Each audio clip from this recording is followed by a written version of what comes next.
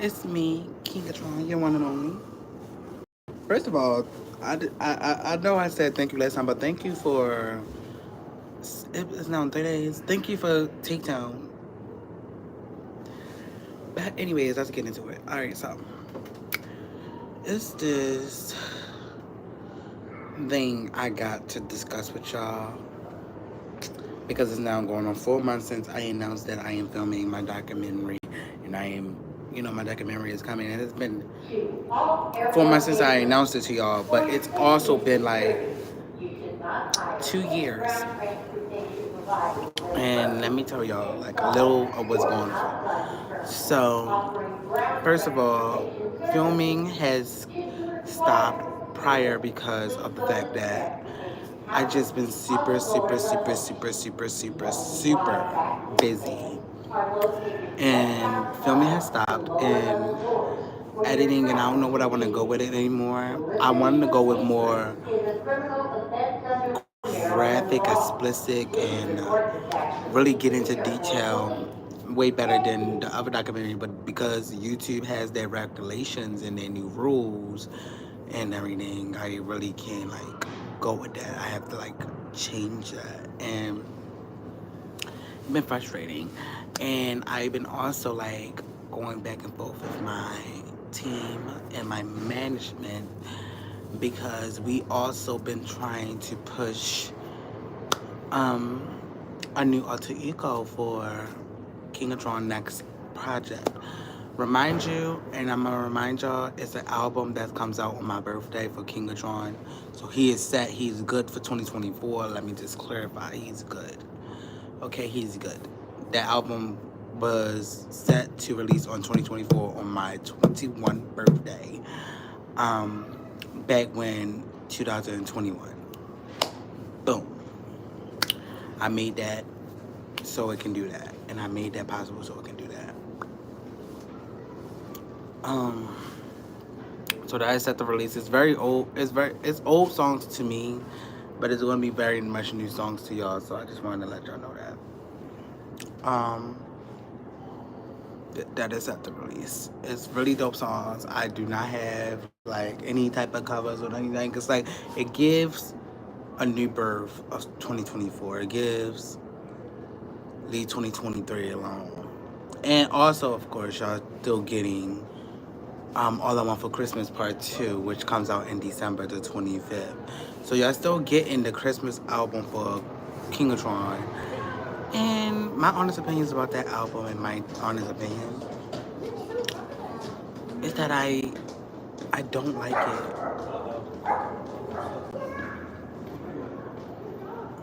And I know, it's a shock. I don't like it. I don't like a couple albums I released. I don't like that. I don't like Future, the Future album. I don't like what else I don't like that I didn't like, and I didn't like the sound of. Ooh, Back to the Pinboard. I like that.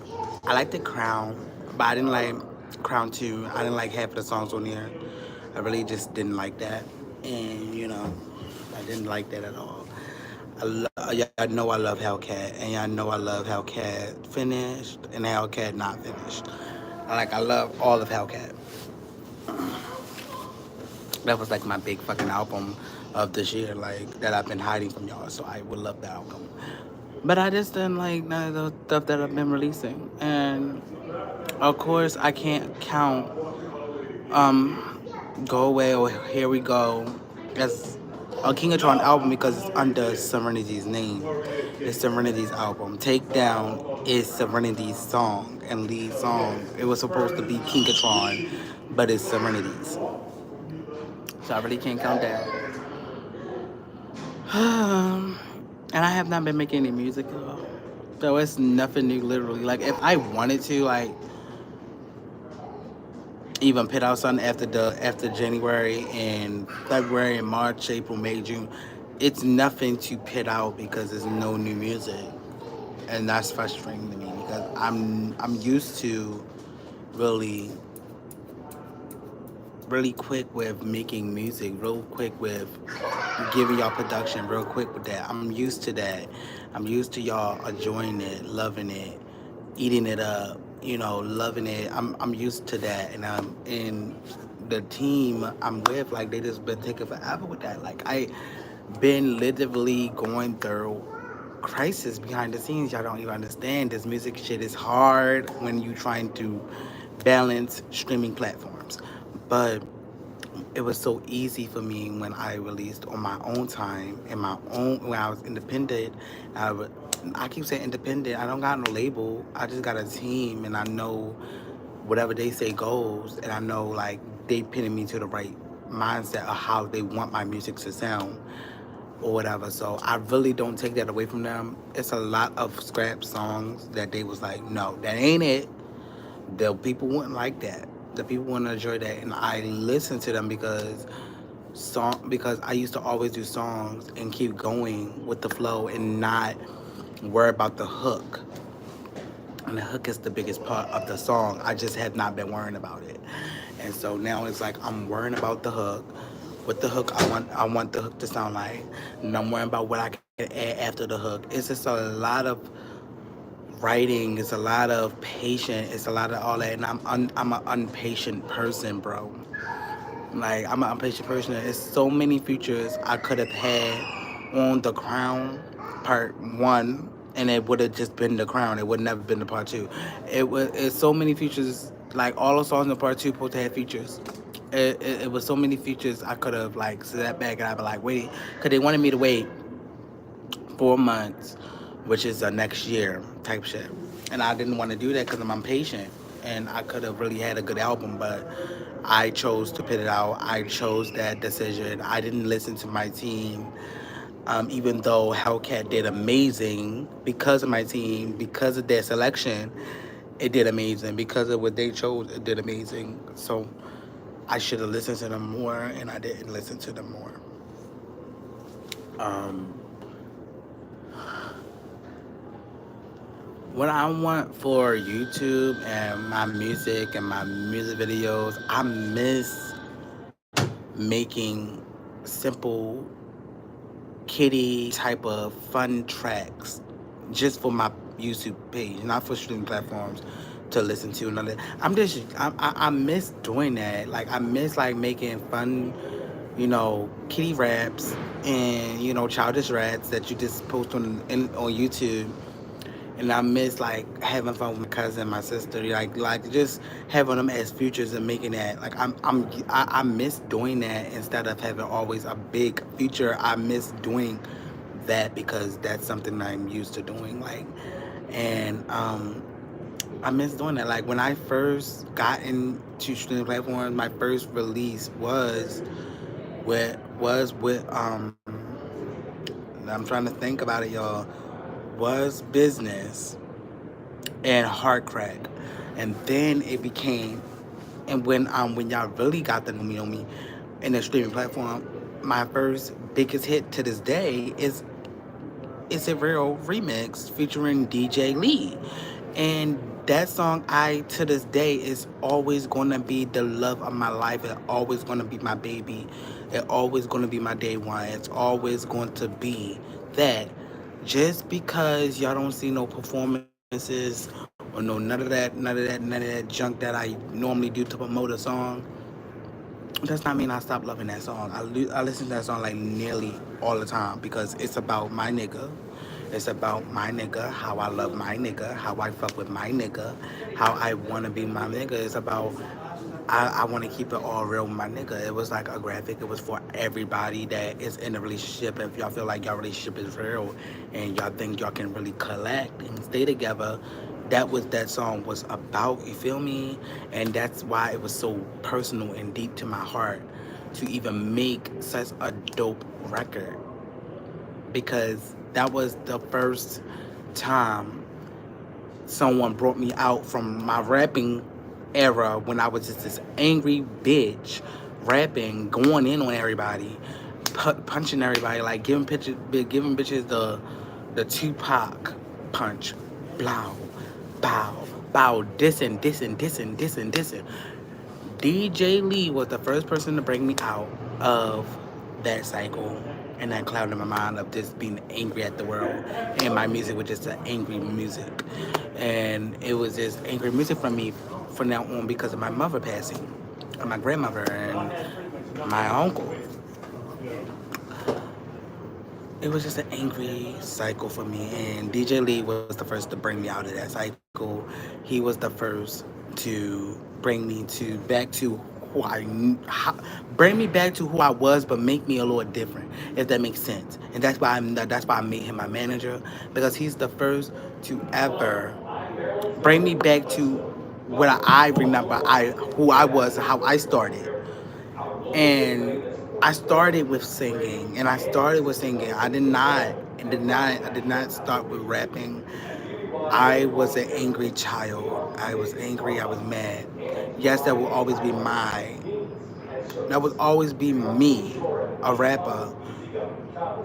But I'm also a singer and R&B artist, and I'm also a pop artist. Like, I'm just so many genres that I just call myself the genre because I am that.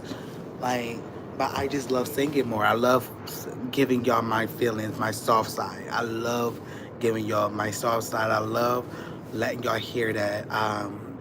I realize that my singing songs for the past, year I've been releasing on streaming platforms has not been getting pushed as much from me and from my team and from my management and from just in general. It has not been getting pushed, and let me tell you why. Because it's a song. It's a singing song. I'm used to pushing the hype rap song, the one you can twerk your ass to, the one you can get up and be like, yes, yes, yes, yes. I'm used to those songs. Let me tell you, I'm used to those songs. So I'm used to people, if you want to shake ass, if you need to clap. I'm used to people like wanting to party to my songs. But when it comes down to my singing and getting my feelings and really giving you my heart and my soft side, I would want y'all to tune into that too. And I need to do better promotion with that. And that's what I'm working on right now, is the reason why I am taking this step back, and I am letting Serenity not just be the aggressor, because that was always Kingatron, the aggressor and angry at everybody. That's why her first album was nothing but solid, cool songs. Her first album was solid, cool songs. It was cool as a motherfucker. It was like, it was giving what it's supposed to give. But here you have Kingatron was giving like just going at everybody and not like really like into the music. And I'm really sticking with I'm really sticking with Miss Serenity, and we're gonna make some music. We're gonna really shake the table. We're really going to make R&B slash a little pop slash a little rap in it. But her whole album is based on a pop album. Her whole album is based on an R&B album, and that's what I'm working on. So I'm working on my voice and working on using it a lot more. So I love y'all. And my favorite song that I sung, I did say keep it real, but my other favorite song is Back to the Ocean. That was a masterpiece from me to y'all. Okay? That was my baby. And I really wanted it to be a hit because I really, really, really, really, really, really put my all in it. The background vocals, the everything, because that's how I felt. That's how I felt over the years. Like, I just want to go back deep in the ocean. If anybody knows me, knows that I love the ocean and I love the water and I love staying underwater for unlimited time that a human shall stay underwater, and I love staying underwater. But I haven't been back into the water because when I went deep under, I did chip this tooth. I don't know if y'all can see it because it's a little, but it's this tooth. I did chip it, So when I met, I want to go back deep under the ocean. I met that shit. Like I want to go back deep under the ocean. I want to go underwater. I want to sprint. I want to just breathe. That was like my breathing space. My what they call it. That was like my yoga. That was like, okay, I can clear my mind finally. I love water. I do. Like, I love it. Like, I will always love water. I will always love water. It's my calm spot. It's where I can literally breathe and give y'all really something. I really want to go back to the ocean. That's it for this episode of My Time to Talk. Until next time, stay pretty, stay safe, stay glad, stay having your jobs. Don't quit them like Beyonce said, child. And stay on your shit and clocking T when T need to be clocked. And checking the hoes that don't know. And don't let a hater hate. Let them bitches watch you elevate. Until next time.